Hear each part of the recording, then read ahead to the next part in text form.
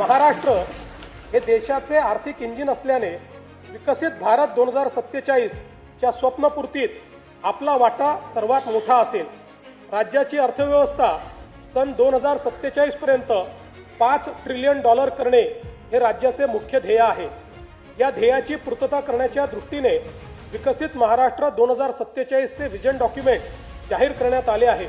त्यानुसार सन 2029-30 पर्यंत साध्य करावयाची अल्पकालीन उद्दिष्टे, राज्याचे अमृत महोत्सवी वर्ष सन 2035 पर्यंत साध्य करावयाची मध्यमकालीन उद्दिष्टे आणि भारतीय स्वातंत्र्याचे शताब्दी वर्ष सन 2047 पर्यंत साध्य करावयाची दीर्घकालीन उद्दिष्टे निश्चित करण्यात आली आहेत। राज्याच्या प्रादेशिक संतुलित विकासाला चालना देण्याकरता 4 प्रमुख स्तंभ ठरवण्यात आले आहेत। एक प्रगतिशील, दुसरं शाश्वत, तिसरं सर्वसमावेशक आणि चौथं सुशासन